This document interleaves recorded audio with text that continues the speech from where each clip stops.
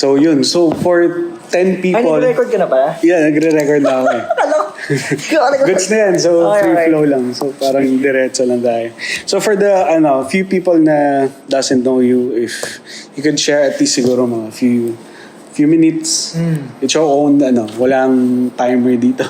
Okay. Yeah, so what's your background? What you do for a living? I mean, who is Anthony? Well, first, Ed, sobrang ganda bro nung nung motive ng page, nung convo mo and Yeah. yung IG. Sobrang, nakita ko yung how well you prepared for it. Listing down yung 12 non-negotiables mo, no? Kumbaga, I really admire that kasi ang tagal ko nung pinag-iisipan. And yung struggle din of gusto kong mag-put out ng content to disciple people on a certain theme. Na? May tema, may mission. Pero same struggles. Na? Yeah. Parang mas ahead ka talaga sa akin kasi napag-isipan mo na and you're more prepared to do it. So, sobrang ganda. Ako po si Anthony. Anthony Leona. I've been a Christian since ang unang pangunawa ko kung kailan ko tinanggap si Lord would be around 12 years old, I think. Wow. Oo, grade first year high school. Bago Yeah, ng first year yeah. high school. So, Christian, yung father ko yung una naging Christian sa amin. Dinala niya ako sa Christian high school dyan sa May San Juan. And then, diniretso niya ako ng Christian college. So, parang all throughout my Diretso na. majority studying life, Christian school. So, hindi ko na rin maalala talaga yung experience ng purely Catholic. Yeah. Although naalala ko, all the songs, di ba, yung ama namin, ganyan. Of course, we have Catholic friends and family, na galing kasi tayo doon. Pero yung faith journey ko, doon galing. Na hindi ko masasabi na yung from darkness to light talaga. Yung sobrang lala ng buhay. Kasi nga maagang na-capture ni Lord yung heart ko. Yeah. And I think He first captured my heart during using yung gift ni dad ko sa akin na Hillsong album ng More Than Life. Oh, wow. Binigay niya sa akin yun one Christmas, Hillsong album, yung album na More Than Life. Then doon nung pinanood ko yun, one night na ako lang mag-isa, feeling ko doon na kinapture ni Lord yung heart ko. Pero I remembered confessing Him as Lord 2 times. So, yung isa mas blurred ng konti, but I think nag-journey na si Lord sa akin after nun, 12 years old. Then next is 2011. So medyo third year college na ako nun. Nung lumipat na ako ng church. So ibang story naman. Yun. So ngayon, awa ni Lord, I've been blessed with a beautiful wife, si Carla. And all throughout our journey, there's been a lot of healing na ginawa ni God. And we can get to that more later. Pero maraming nangyayari all throughout these years na I'm just 33 years old. Siya, 32, siya 33. Pero God has been faithful and ngayon working kami pareha sa corporate. And siya sa remittance company, ako sa insurance and serving here sa Creative Church. Yeah. Wow. So far, doon tayo dinala ni Lord. Short version. And I think may mga pa to. I was thinking kasi, for example, this is the first episode, no? Then the following year merong 2.0 with Anthony, something like that. Parang i-compare mo na layo. Oy, ang layo na lang. Is this still your journey? Alam mo yan? So I feel also the I think siya, parang good burden to document everything. Parang it's a life documentary na what's happening with my friends, with somebody else na I know, alam mo yan, just to document, helping them process through life. Not necessarily offering answers to those questions, but just sitting here just to talk about everything, di ba? So I was curious, bro, how does it look like? Kailan kayo kinasal? 2023. 23. February. So magto 2 years this year. 2 years na. 2 years na. 2 years plus. I was thinking December. So how does it look like from a single man who is trying to build your own career, tapos during marriage, di ba, nag-change, change work. Couple of times na. During marriage, a couple of times Oo. then. So, how do you navigate that kind of, parang journey then, together with your wife? Siyempre, merong, sa 2 years kasi, prior to that, ilang years kayo? Girlfriend, boyfriend? Siguro mga Tagal din. years. Sa tagal Oh, din. 7 years. Mga ganun. Okay. Tagal. So parang transition kayo to how is the parang how does it look like on a daily basis yung adjustment yung as couple? Kung isa-summarize yun to. Yeah, just to summarize. Just like everyone who has experienced transitioning na Yeah. from single to married, yung sinasabi ng matatanda na hindi mo pwedeng iluwa, di ba? Pag nandiyan na. And you're really confronted with all of your issues kasi I heard one podcaster na sabi niya, yung wife mo is you. It's a mirror of you, di ba? Yeah. And actually, yung wife mo is you, looking back at you, talking back at you. Pero at the same time, ikaw yun. Kasi you're one. So, lahat talaga has been a process of tuwing may issue o kaya tuwing may conflict, which is normal for new couples, nakikita ko yung, this is an issue pala for me. Yeah. So, i-confront ko yun as best as I have, as best awareness as I have. I try to deal with it with my tools. I also go to counseling. Nagpapa-advise din ako sa mga friends and pastors, ganyan. Na para mas maging, kumbaga yung learning curve, mapabilis. Yeah. So, syempre ako, as a competitive person, parang minsan gusto ko talaga na, kung pwede kong i-take yung course na mas mabilis, yun yung iniisip ko actually, bro. So, kumbaga, meron bang cheat code dito? Yeah. No, good or bad, pero parang gusto ko sana mapabilis yung learning curve ng marriage for us. But definitely may process.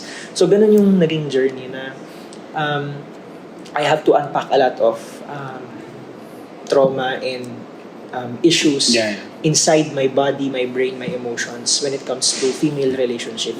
So, at alam nung wife ko yun na journey talaga siya and she's been very supportive. So, ang process lang lagi, pag may nagiging issue, I confront it, I minsan nga sinasabi niya agad na, huwag mo muna agad sabihin sa counselor kasi parang sinasabi ko agad sa counselor, gusto ko agad ang solution, gusto ko agad maayos kami, ganyan.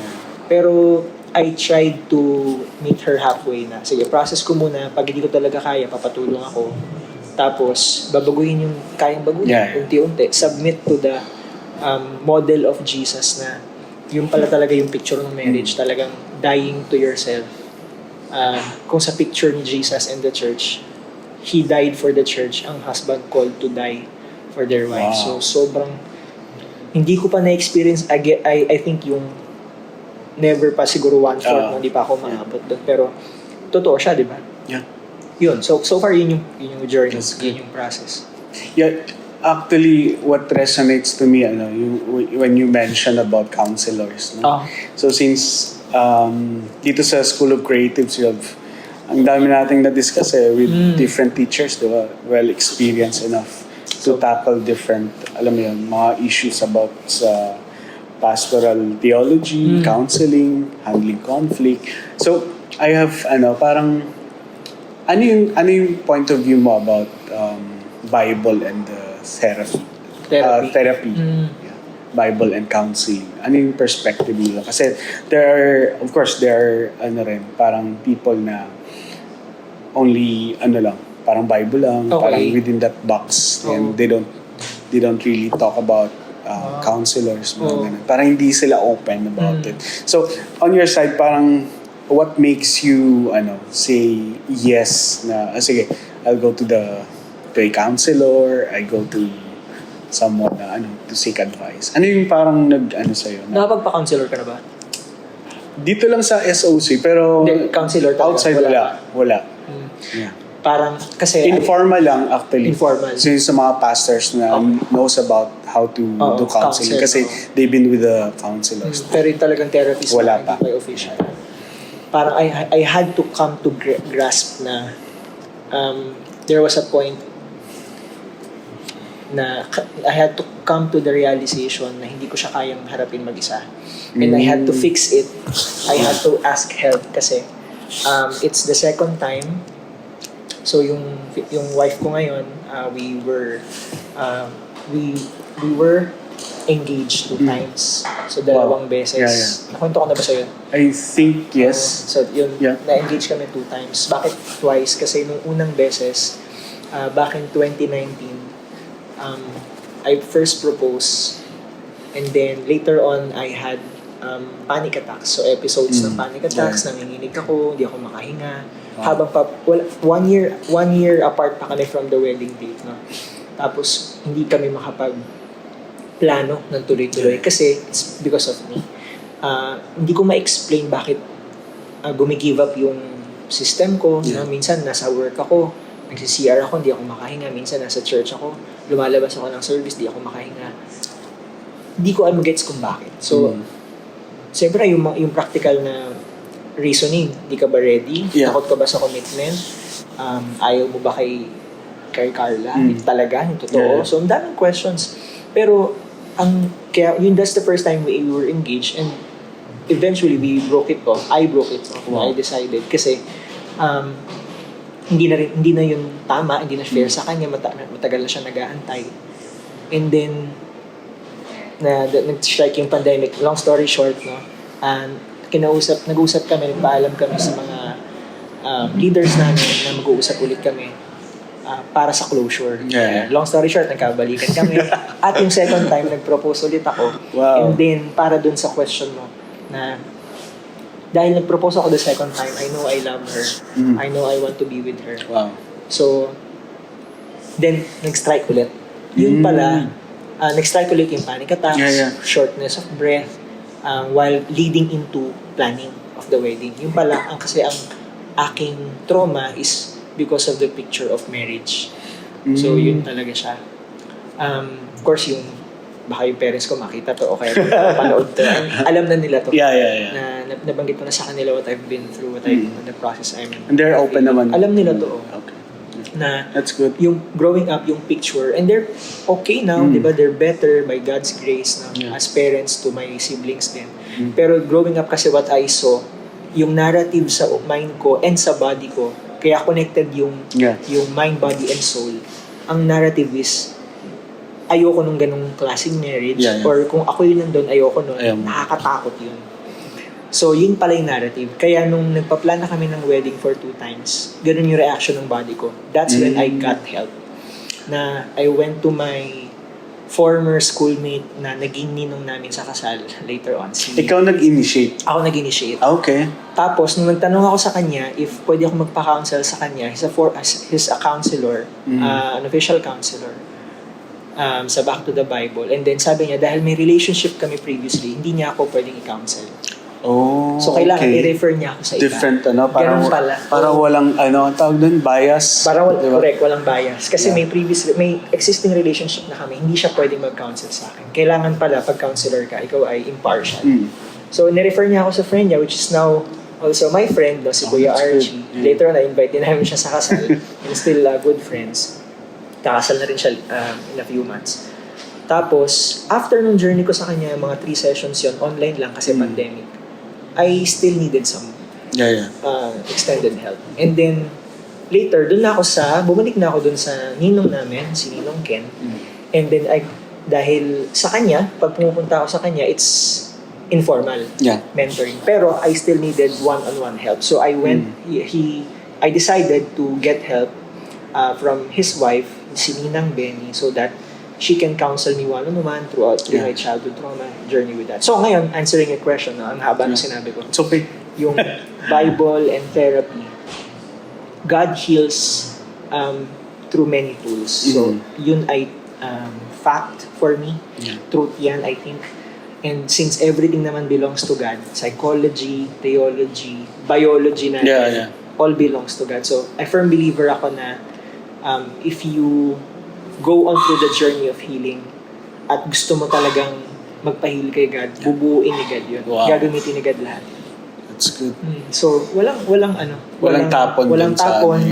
Tsaka walang outside of God's command pagdating sa pag-heal sa'yo. So, yun. So, connected for Bible and therapy. The soul and therapy, or how God heals.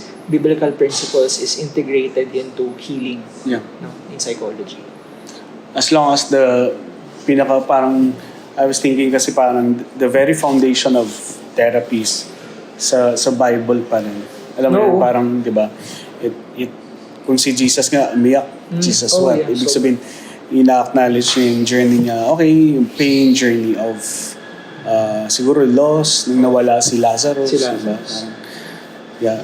I love that kind of mindset. Hindi siya, for me, woke mindset na parang me-centered or self-centeredness Yung ba ibig It's sabihin ng woke? Woke daw parang me, Okay. parang narcissistic. Okay. Although there's, naman talaga, may extreme side siya na, in a sense, kung yung self-awareness, in the power of that, Yeah. there's power of being self-aware. Kung ano yung strength mo, yung weaknesses mo, ano yung pains mo, traumas, and anxiety. And yung nabanggit mo kanina about panic attacks, di ba?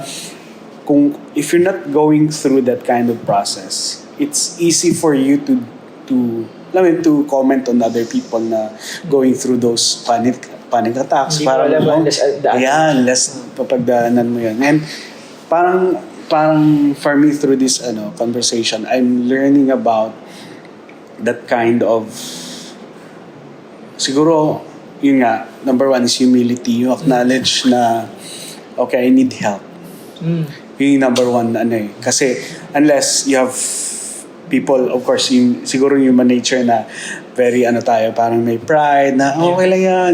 You just have to, yung message ni Pastor Nolan about, yung under the rugs lang lagi, tatago mo dun sa, ilalim. Doesn't work. All of a sudden, when issues, parang mag-open up, tapos lalabas yung ulit. And Sabog which, I think, parang, I salute you with that kasi you acknowledge and it's an ongoing journey.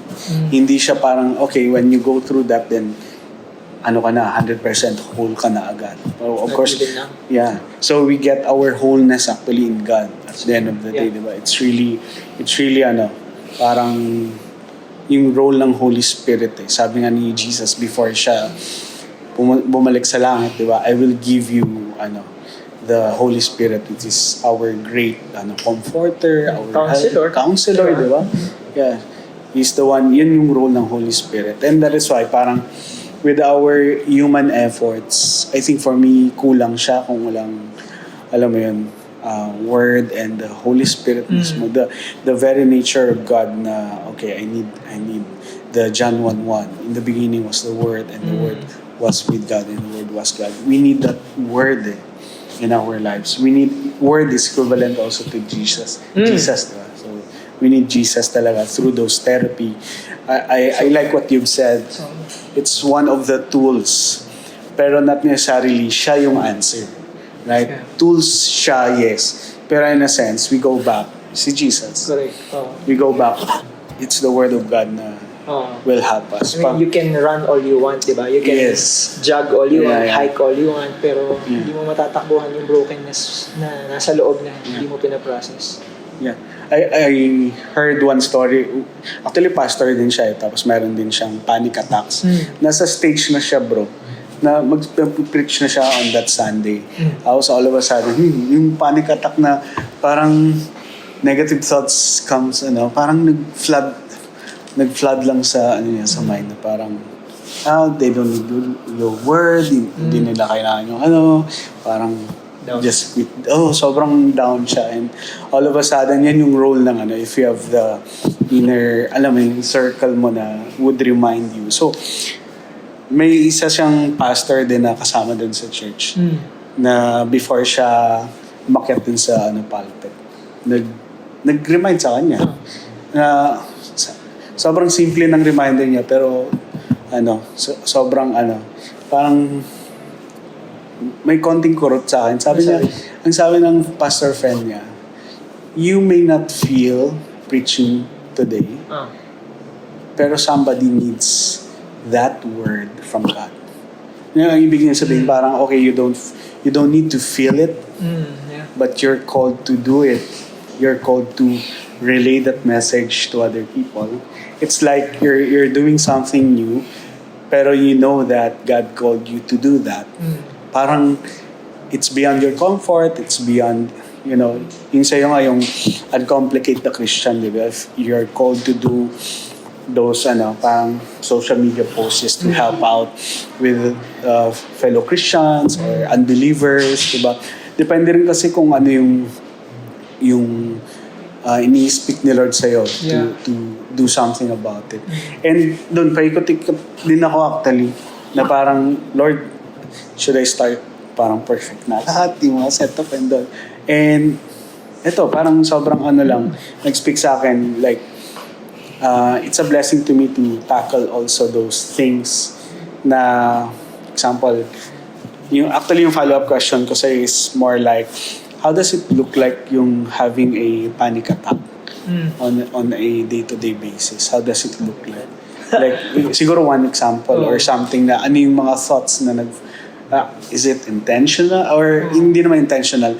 Is it may nangyari muna before something or it's just a sprinkle of lang, parang all of a sudden ganun na agad siya.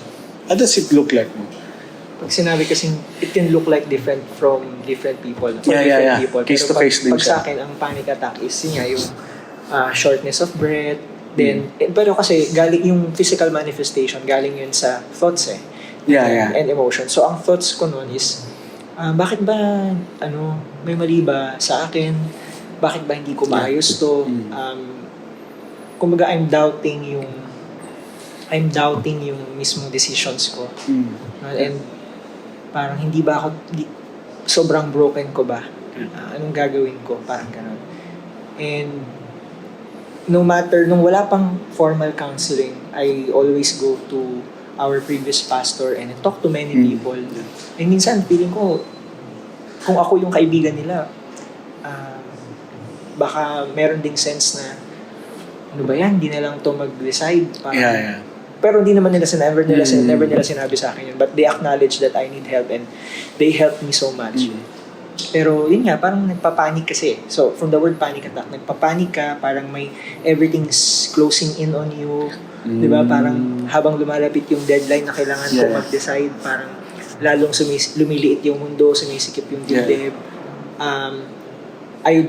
Ang daming pressure and I don't want to fail Carla, I don't want to hurt her, pero I cannot bring myself to decide because of ano yung nasa loob ng nervous system ko, ng mind ko, na hindi ko pa nakukuha, hindi ko pa napapangalanan ng narrative. Kasi the narrative controls the thoughts, the emotions, and the nervous system. That's how I understand it. Eh nung hindi ko pa alam ano yung what's wrong, so hindi ko pa siya ma-arrest at hindi pa natin siya ma-deal. Kasi pwede namang mahal ko talaga yung asawa ko, my wife to be that time, pero I cannot bring myself to make that decision kasi nga ito yung nangyayari sa katawan ko. So may yung ganung panic attacks, yun ang itsura nun sa akin. Parang kinakabahan lagi, sumisikip yung dibdib, lumiliit yung mundo.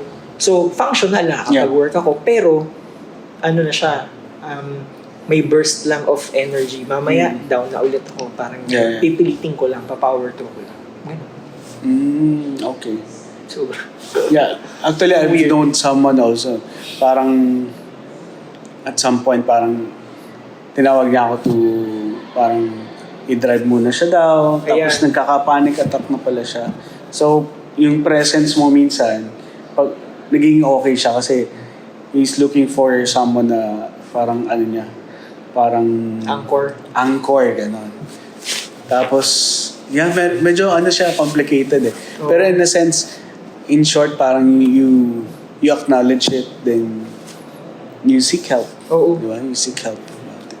So medyo challenging lang siya kasi you're not dealing it on your own kasi may wife ka. Di ba?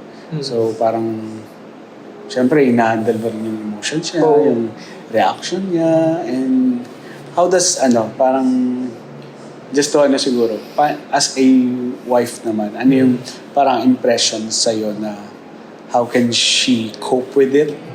How does she deal with that kind of minsan yung, of course you don't walang timeline like wala. Meron lang burst minsan Pero nadidetect niya agad.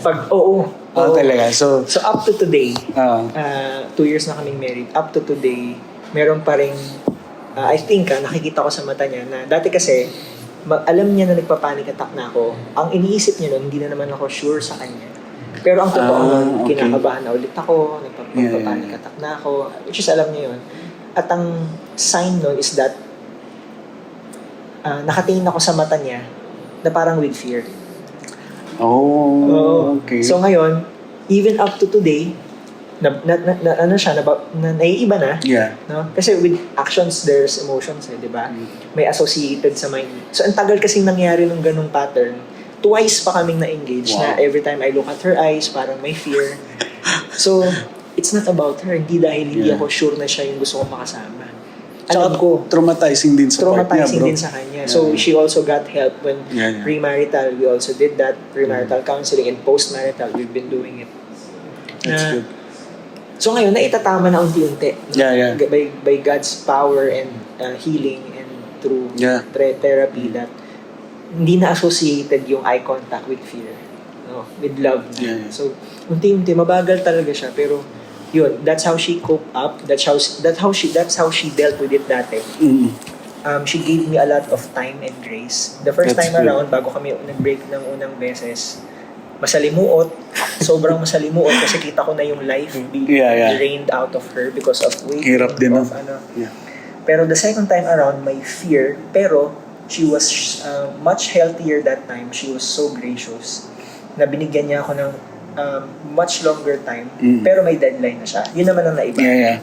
Kasi, she's in a more healthy place at that time. And, nung nalaman niyang may ganun ulit akong episodes, naglagay na siya ng deadline sa sarili niya na pag ganitong time, hindi pa rin ako nakapag-decide. She will call it off. No? Break na kami, final na. Pero hindi niya sinabi sa akin kung kailan. Oh, okay. Parang open-ended. Pero, may alam niya siya, kung kailan. May deadline siya, Okay. pero hindi ko alam kung kailan. Pag hindi pa ako nag-decide. Yeah. So, God's grace, nag-decide naman ako and here we are. Grabe. I couldn't imagine yung, alam mo yun, yung journey and the struggle. Of course, when you are in the valley, di ba, it's a lot of doubts and fears then parang, especially when your anchor is medyo shaky and you don't know how to prioritize the important things in life. Siyempre, parang papaisip ka parang, Lord, ano ba? Parang at some point, syempre kung walang clarity sa journey nyo together, you're still figuring it out, maybe parang finding the rhythm, finding the saan kami magko-complement, alam mo yun, ano yung weakness ko, ano yung kailangan kong i-improve, and ano yung mga skills na kailangan kong like aralin mo yung love language, and ano yung goal nyo, di ba? Financially, emotionally. What if, siguro naisip mo rin yun minsan, parang what if you have kids na and you're having those panic attacks pa rin or something na, alam mo yun, how you handle those dynamics. And siguro I want to transition then. How's your heart today? As in, what's your, hindi naman game plan. It's just ano yung parang it helps you parang just live one day at a time. Ano yung parang anchor mo kung verse man yan or something na good quote, no? Every day. So, Yeah. ngayon, living as a husband, tapos, of course, the normal routines of life na may work, Yeah. ganyan. Ngayon, at this point in my life, going through a journey of personal healing and trying to emulate si Jesus, syempre, sa pagiging husband. Ngayon, ang anchor ko talaga, alam ko, I would be much easier to be depleted. Mas mabilis ako mauubos sa isang araw kapag I did not have my time of contemplation. Nakuha ko yung word na yun kay John Mark Comer. Pero dati, ang normal tawag lang natin dyan, devotion time. Diba? Devotional time, quiet time, me time with God. Me time, yeah. Pero, yung much more deeper sigurong word na naaral ko ngayon is yung, ang ganda nito bro, yung word na contemplation. Ang ibig sabihin nun, me, as at a time of silence, Mm. me looking at God, Wow. God looking at me in love. That's good. Ulitin mo nga. Me looking at God, Looking at God, okay. tas God, God looking at me. With In love. love. In love. Yeah. Or with love. Pwede. Yeah. Nandun yun sa book ni John Mark Comer na practicing the way na syempre ang common nating connotation sa prayer, you say many words, no? Yeah. Kasi ang itsura ng prayer sa atin to convince God, no? Yeah. Magsamo ka kay God. And of course, the culture that we have here in the Philippines, di ba, yung rosary, yung marami kang beses na sinasabi yung prayer. Because maybe we think na maraming beses mong sabihin, mas maririnig ka ni God, Yeah. no? And of course, we respect that. But for us, no, sa faith natin, parang may ganun pa rin eh. May ganun pa rin namang semblance eh, di ba? Yeah. Hindi ka kasi nagpe-pray eh. Hindi ko kasi nagpe-pray kay God. Di ba sabi, you do not ask, you do not have because you do not ask. Hindi ko kasi pinagpe-pray eh.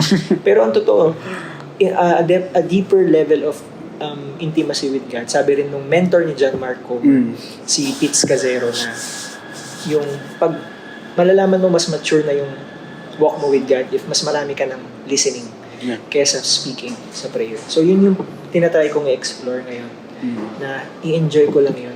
Nakatingin ako kay God, although hindi physically, nakatingin si God sa akin, and sure ako based on His word and how He has been dealing with me, it's with love. Yun. Ganun yung anchor. Pag hindi yun, parang madali ako maubos. That's good. No, I love that thought na in contemplation. You contemplate, no? You look to God and God looks at you in love. Sobrang siya, very comforting and tama ba yung term grounding? Sobrang grounding. No? Correct. Parang feeling mo you can face anything after that. Kasi hindi mo siya tinitingnan dun sa context ng I will buy these things to fill up the emptiness sa heart. No, I will have this kind of relationship or work or money. We can do that, di ba? We can bury ourselves na, busy ako eh. Work na agad ako. O kaya asikasuhin ko na yung asawa ko. Kasi at least dito, mapiplease ko siya. Yeah. Pero, mani-neglect yung soul. Yeah. So now you're going through that, and I think, not just I think, I believe, no, to be honest, yung School of Creatives is really helping us a lot with more deep dive. Although bitin siya, kasi syempre kinompress yung kung if you wanted to enroll yan, pwede pa sa, diba? Next sa ATS. But in a sense, did you get that clarity na ano yung calling mo or what you're called to do, or you're still navigating that route na I don't know yet yung calling mo, like it's more than work, it's more than for sure, faith for every day. Pero yun, ano yung parang you feel being navigated, or parang dito ako dinadala ni Lord, na parang kind of thoughts? Ano yung, do you have that clarity or still blurry pa rin until now? Yung natutunan natin kay Pastor Jojo, di ba? Merong general calling, may specific calling. Very helpful yun. Na I think lahat naman, in general, anak ni Lord na follow Christ, may general calling of living and preaching the gospel. No? Hindi ka preacher in a stage, pero you want to ikalat mo yung mensahe na maliligtas lang tayo kay Jesus, no? And you can only have fullness of life sa Kanya. So, general yun. Pero in a sense na, ano yung gifts na binigay sa akin ni God, paano ko siya gagamitin in everyday sa lahat ng areas ng buhay ko to fulfill that calling. Doon nakatulong sa akin talaga yung mission statement ng church natin. Yeah. And yung theme ng year natin na faith for everyday. Yung mission natin, tama ba yung pagkaalala ko?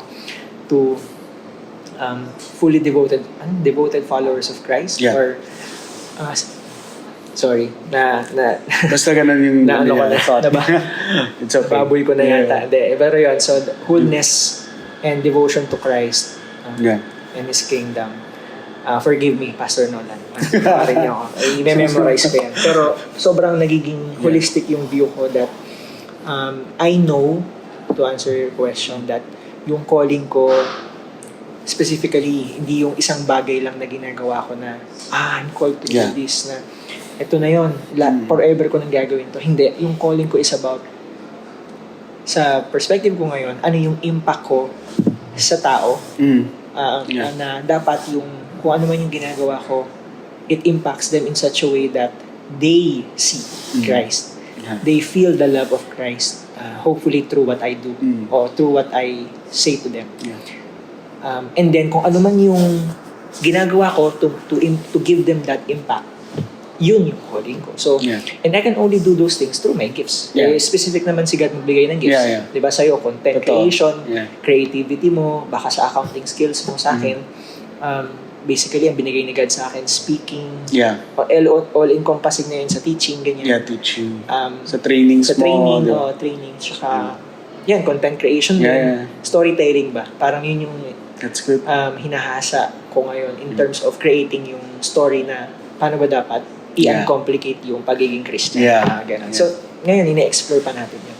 Pero kung may general calling, yun, Yeah. na tumibok yung puso nung kasama ko na para kay Christ. Ano man yung ginagawa ko to make them feel that, yun yung calling. That's good. Kasi kung titingnan mo yung progression, no? From nung bata ka, pag tinanong ka, uy, anong gusto mo pag lumaki? Ay, police, Correct. doctor, mga ganun. Noong umpisang Christian tayo, gusto ko maging pastor. Pastor, di ba? Kasi feeling natin, yun yung highest, Highest calling ng Oo. yeah.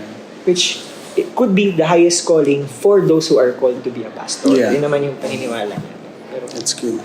So when you look back, bro, to your, let's say, younger self, no? You're 33? 32. 32 Magta-33. this year. Looking back, siguro 10, 15 years ago, ano yung message mo sa younger Anthony? Siguro, let's say, 20? 23. Sabihin mo na lang 23. Oh, diba? yeah. Grabe. Anong advice mo sa young Anthony? Mayabang ka. Mayabang mo. Di totoo, mayabang ka. Mayabang ka. Oo, mayabang talaga. Someone na, kasi syempre nung bata tayo, ako personally, my journey was, I wanted to be seen. I wanted to, unconsciously yun, di ba? Syempre, Yeah. diba? Wala namang bata na alam niya agad, pasikat ako kasi gusto ko makita. Hindi, I wanted to be seen. I wanted to feel affirmation and approval. Yeah. And hindi ko lang alam na how I'm doing it. Pero alam ko I have skills. So Yeah. mukhang doon ko siya nakuha. So siguro ano sasabihin ko sa kanya? Ay nako. Parang ano lang, kung i-affirm ko muna siya, sasabihin ko sa kanya that you have the right heart.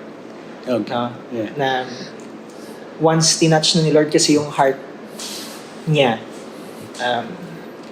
mayabang, may mayabang, merong gustong patunayan, pero pag kinurot na ni God yung heart niya, makikinig siya. Yeah. So, yun yung papahawakan ko sa kanya ng firm na do not lose that. Hawakan mo lang yung contrite heart mo kay God na pag si God na yung nagsabi, okay na yun. Yeah. Pag nagkasala ka, lapit ka agad kay God. So, yun pa lang, tama na agad yung path. Yeah. No?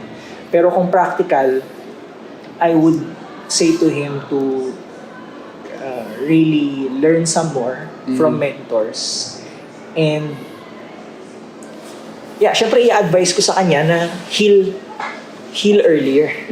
No, admit earlier, see the patterns earlier. Kasi alam ko na nun ang dami kong failed relationships ng mga babae. Yun, no? Dami mo ba? Hindi, grabe.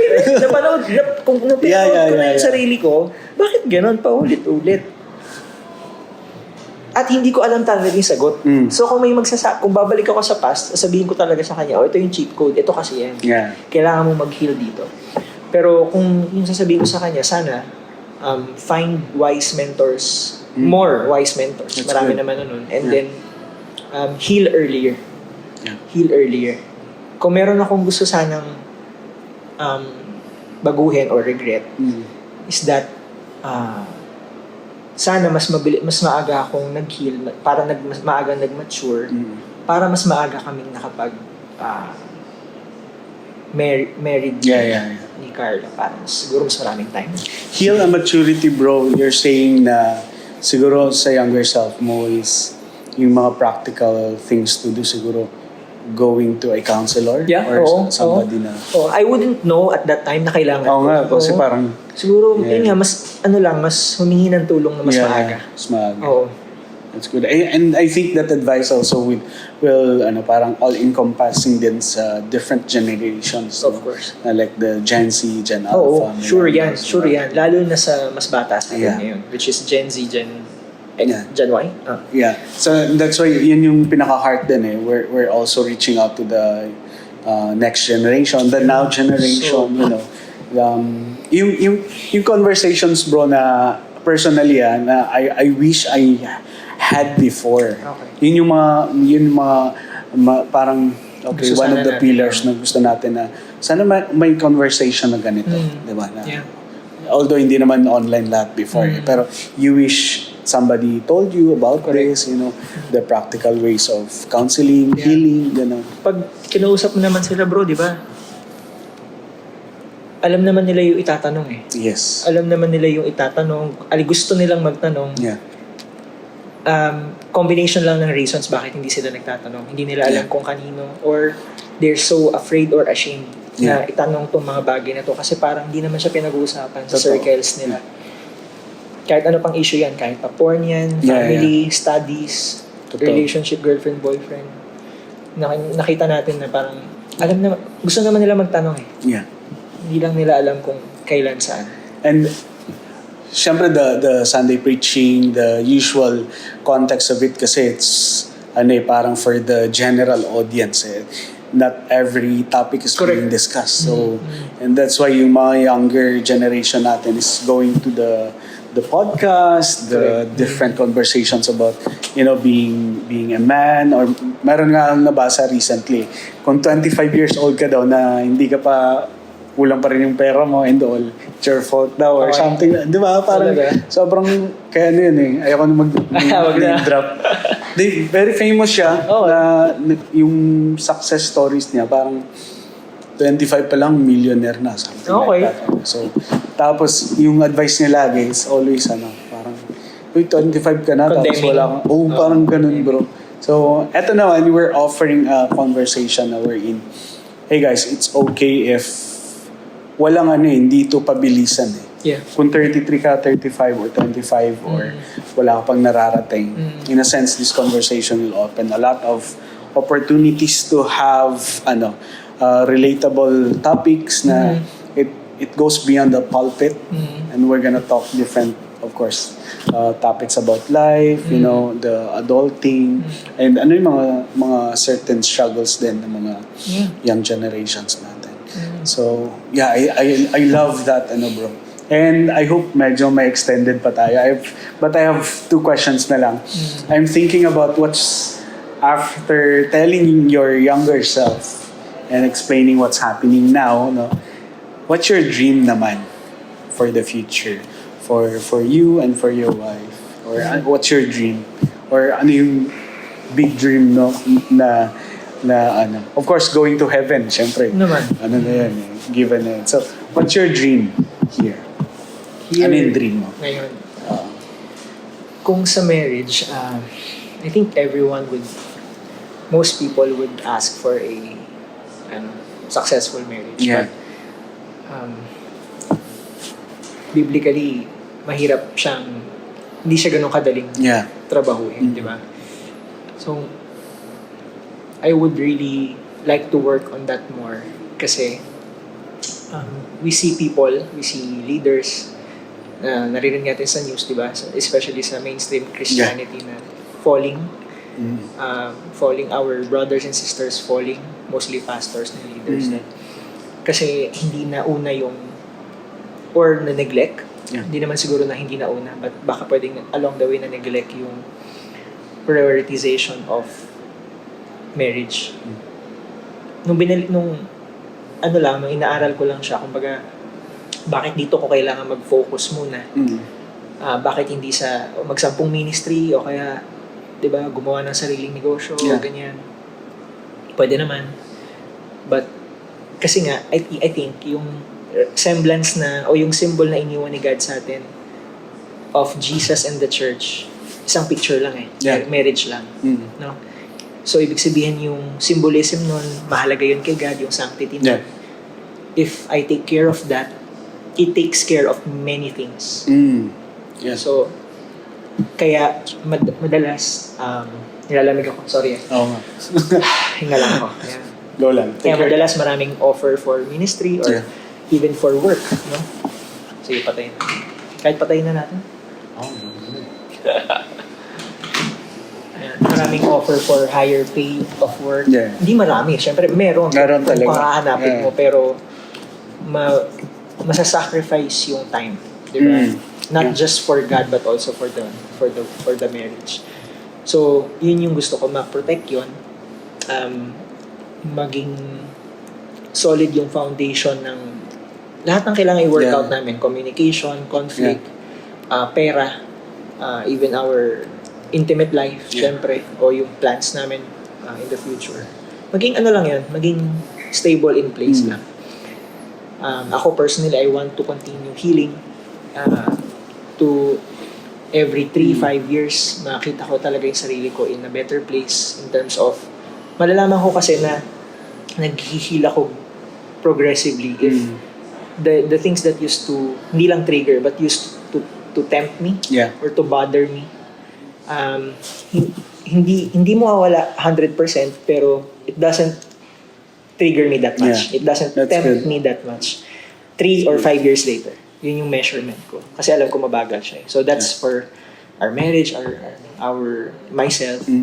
Personally, kung ano yung profession na sinasabi ng iba siguro na yun yung calling mo. Pero wala pa ako dun na talagang tingin ko ito na yung gagawin ko in the long run or to build. Wala pa dun, but definitely yung heart of the calling is that I think yun yung sineset pa lang ni Lord sa akin. Na ang dream ko for that is sobrang maging solid sa akin yung heart ni God. In terms of, eto yung why, eto muna yung bakit mo gagawin kung ano man yung paggagawa ko sa'yo because you are my son, this is your identity, eto yung sinasabi ko kung sino ka. So, I'm the only one who will define you. So that, later on, pag binigay niya na yung mga what, yan yung mga what, anong gagawin, it's just a matter of, ano na lang, okay Lord, I don't need this, I don't need to do this, pero, because you asked me to, no? Hindi ko naman kailangan yung perks niyan, yung admiration ng tao, gagawin ko. Kasi okay na ako dito. Okay na ako dun sa why, no? Sa nauna. So, kahit anong pagawa pa niya later on, yun muna yung dream ko for at this stage, na maging solid muna yan sa akin. It's good. I love that. Kasi, syempre, if you're, yung sa early stage pa lang kayo ng marriage, no? Tapos, trying to have a baby. So, kami ni Jen, 10 years na eh. So, currently, we're trying to have that kind of... Isang dekada na. Anyway, siguro, last question na lang, bro. I know medyo nag-extend na tayo. Ano yung parang nakita mong help ng Creatives Church dun sa marriage mo or sa personal walk mo with God? Kasi you've started attending Creatives Church kailan? December, di ba? 2020.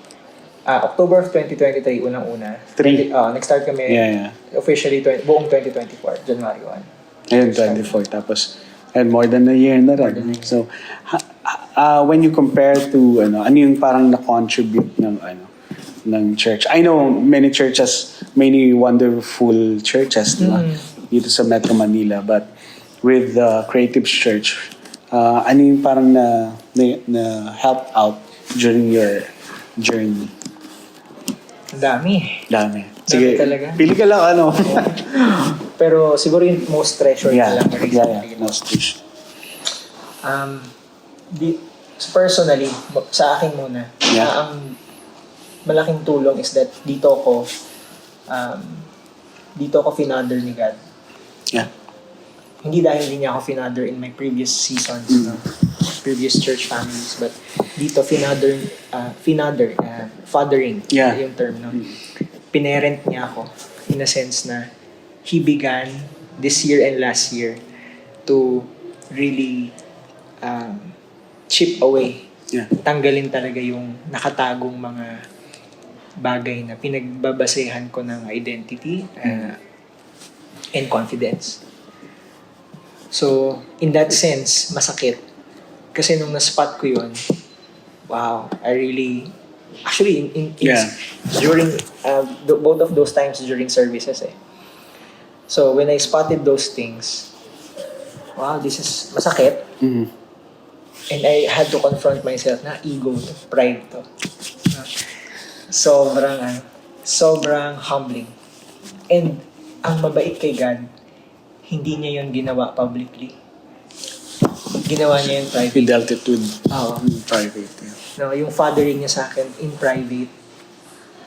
Pero syempre, sa dibdib ko parang sasabog na yun. Yeah. Diba? Oh my God, meron nga pala akong kayabangan, ego, and pride that I have to kill. At hindi lang ito surface level, malalim siya. So, pero salamat po na hindi mo siya ginawa nung nandun na ako. At hindi mo siya ginawa sa akin publicly, ginawa mo siya privately. So, hindi ko kailangan mapahiya. And then I can better take people through it. Mas makakatulong ako kapag, kung sakali man, di ba? Makita ko rin yun sa iba. Yeah. And so that's for me, personally. For our marriage, it's really, I always use the word healing kasi it's really healing for us that God brought us to a place that really renewed our perspective on what does it mean to be God's son and daughter. Ma-affirm yung image ni God sa amin and to know that paano maging whole and still. Yeah. No? Oh, I love that. Whole and still. Hindi ka sabi mo sa isang post mo yata, di ba? Still, di ba? Yeah. Hindi ka gumagalaw. In a sense, hindi wala kang ginagawa. Yeah. Hindi ka tumutulong. Hindi yun. Hindi ka tumutulong. Pero, you are still, in a sense, yung spirit mo, hindi nagwawala na kailangan kong gawin to, kailangan kong gawin to. Pero okay ka lang. Yeah. Kasi, sinasabi there are times na sasabihin ni God, you have to do this now. Yeah. Pero there are times that God wants to sabihin na stay put ka lang muna. And then let me work in you. That's What great. has been waiting na ma-work out. So, yun yung healing sa amin. Our identity, our purpose is renewed. That's good.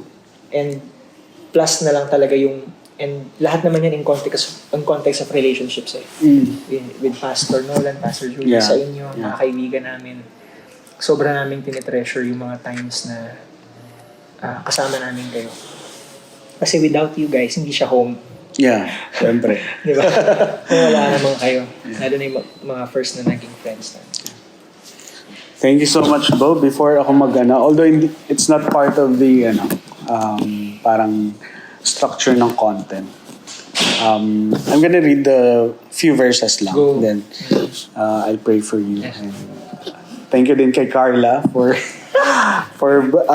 pagpapahiram ng oras, few minutes, although OT na tayo.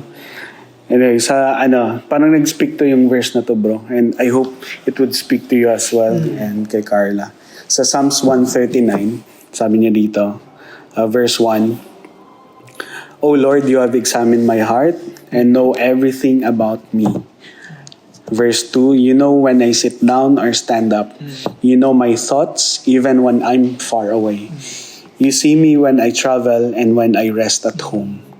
You know everything I do. You know what I'm going to say even before I say it, Lord. You go before me and follow me. You place your hand of blessing on my head. Such knowledge is too wonderful for me, too great for me to understand. And up to yung verse up to 24. Sobrang yeah, kay David. So a Psalm of David to. So again, Psalms 139. So sobrang ang ganda niya. So if you have more time sa Devo natin, sobrang yung word ni God is really like, even before the words that we say, even naisip ko, bro, before tayo mag-usap, alam na ni Lord those words na we know. Of course, may extreme din yung content creation. May extreme siya na on a bad extreme na you're just putting your content just to, alam mo yun, to build your own platform, your stage, ganun. But we're here, on the other extreme na we just have to be faithful kung ano yung calling ni God na binigay sa atin. Calling to not really to hold the mic in the stage. It's just kung content creation or something na yung sa'yo nga uncomplicate the Christian, if you're called to do that, talking about the basic principles of the Bible, just using your iPhone or cell phone, diba? As basic as that. As long as the heart is there, the structure of why you do what you do, na parang hindi naman siya kailangang glamoroso na parang as simple as this kind of conversation. I believe one or two people would listen and deep dive with theirs. For me kasi yung goal is not to invite them to Christianity. My goal is really like we struggle every day. Pero ang sabi niya sa Matthew 6, sabi niya don't worry about tomorrow. So meaning enough na yung mga worries and for today. Kasi yung human capacity natin very limited lang eh. And that's why we need God to intervene. And reading this verse from Psalms 139, sobrang nag-speak siya na alam ni Lord kung kumakain ka, alam ni Lord yung struggle mo, alam ni Lord na yung every time I remember this line, bro, sobrang papayak ako eh. When I remember that even the very small details ng buhay natin, alam ni Lord. That's how relational our God is, na parang hindi siya transactional eh, na parang okay, when I give to God, He will give me something like this. Hindi siya ganun eh. God is really like, His thoughts is beyond our thoughts. We don't know if you're gonna take that leap of faith, if God is calling you to do something for Him, and do it, di ba, faithfully. Hindi mo man lay down lahat ng foundation, at least one step at a time. Okay, I'm gonna build this. I know I'm not building my own name. I know I'm not building my own kingdom. I'm building God's kingdom. And that reason is already enough, actually, to do something about it. Kasi may burden na dito eh. Ibig sabihin, kung may burden ka, hindi lang siya yung gusto mo lang. When you're comfortable, then you do this conversation or recording, di ba? If minsan nga, when God is pulling you out of your comfort zone, medyo signal na nga yan eh, na God is really calling you to do it. Regardless how unprepared you are, how, alam mo yun, raw or unfiltered, unscripted, Sobrang yun. You see me when I travel and when I rest at home. Kahit tulog tayo, God is there. And sabi niya, you know everything I do. And thinking about it, ibig sabihin, during my panic attacks, during my anxious thoughts, during my, alam mo yan, kung nasa middle ka ng pressure, alam ni God. So ibig sabihin, God, you go before me. Bago tayo pumunta doon, God is already there. And He follows us. You place your hand of blessing on my hand. Hindi siya, we seek blessing, that's why we seek God. Hindi. We seek God regardless kung may blessing or wala. Yung parang such knowledge is too wonderful for me, too great for me to understand. Hindi mo yung depth ng knowledge and purpose ni God sa atin. And I think that's one of the goals ng why we have church, why we have conversation. Maybe siguro many people are already discouraged sa church. Mayroon silang mga church hurt din, 'di ba? Kanya-kanyang church, iba-iba ring pero one encouragement I've heard is that don't generalize what happened to you sa previous season mo, na ganun pa rin yung mangyari ngayon. Kasi of course may mga unique may uniqueness for each church, kumbaga. And I love how you and Carla not just be involved in the ministry, but as a person, as a friend, as someone who, alam mo yan, Thank you. close to our hearts. And this conversation is sabi ko kanina, may 2.0 pa to in the future, we don't know. It's just a casual conversation. And maraming salamat for that. Before I pray, bro, sobrang And we love you and Carla. Sobrang thank you for saying yes. And you're that kind of person na, alam mo yun, hindi ka go with the flow but it's an overflow. I know may downtime ka, your time also to rest kasi it's a weekend. But thank you for investing. It's not only for the good convos, no, good conversation, but in a sense, to our kung sino nag-review ng feed natin. Yeah. We could speak life, we could speak, real talk, real conversation, and be vulnerable, di ba? So, hopefully, yeah. kung ano yung mga pinagsasabi natin, nakita nila Yeah. nakita nila na you can be that honest or vulnerable to someone that you trust. And actually, risk din yun, di ba? Of course. Magkwentuhan tayo ng ganito, Yes. ng may ganyan. O kaya, hindi naman, kumbaga, pwede ko na may kwento yung buhay private, mo. diba? In private, pero risk din yun, but definitely that's a calculated risk naman. Yes. Pero we're willing to do that kasi, una, it's a ongoing, pero medyo testimony na rin Yes. siya. Medyo tapos na, or may part na natatapos and continuous yung progressive healing. Pero, kasi ang hope naman, I think yung hope mo rin is to help yung nanonood na mag-start lang That's mag-journey, mag-pray, mag-heal, kumausap, magtanong. Thank you, bro. Thank you, I Dan. really admire you for this. I said, hindi naman ako magsisisi. Siyempre, na-bless ako more than this. Yeah. Tagal din tayo hindi nakapagkape. So, Oo nga. So dito na tayo. Next time may kape na tayo. may blessing sa atin, may blessing din sa kanila. So, Totoo. ganun si God. Sige, let's pray. God, thank you, Lord, for the life of my friend Anthony and also for his wife, Carla. God, we cannot underestimate your power and we're not here to build our own platform, God. But Lord, we're here to remind your children, Lord, that you died on that cross for all and for everyone, God. And wala kang pinili doon. But Lord, your gift of salvation is for everyone. And we're here just to answer the call, God, to have this kind of conversation. Lord, I speak life and blessing over their marriage, over their career. God, not just clarity, oh God, but Lord, your presence will always be with them, Lord. That Lord, you're not seeking a perfection, God, from us, but Lord, always a surrendered heart, God. Yun yung gusto mo sa amin, Lord. Surrender hearts lagi. Every moment, Lord God, na we struggle, we have so much fears, God. Lord, I know that your presence is there and maraming salamat, oh God, for all the things that you have done through our church, God, Creatives Church, even through Anthony and his family, God. Lord, I pray for also sa journey nila. I know it's an ongoing journey, oh God, yung mga panic attacks and all. But Lord, I know you are the God who is in control. You are the God of peace. Lord God, we declare peace, oh God, na nanggagaling sa'yo. Peace that surpasses all our understanding, oh God. Yun yung peace na mag-guard sa hearts nila.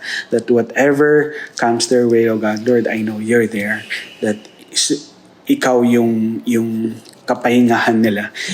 Ikaw yung rest nila, Lord. Thank you. As we talk about you, God, I know your presence is here. And even for those who are listening, God, Lord, bless them and remind them that it doesn't have to be complicated to start something. It doesn't have to be perfect to start again. Or probably those broken dreams, God, Lord, will come alive again, God. Lord, we speak freedom for those who are in bondage. Lord, we speak hope, oh God, for those who are hopeless, God.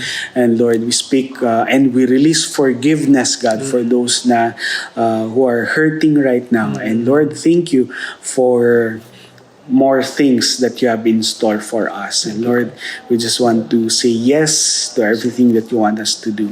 This is our prayer. In Jesus' name we pray. Amen. Amen. Thank you, bro. Brother, Love you. love you, brother. Thank you. Thank you sa time. Salamat, bro. Saan yung date niyo dapat? Wala. Sorry. Matutulog na ako. Okay.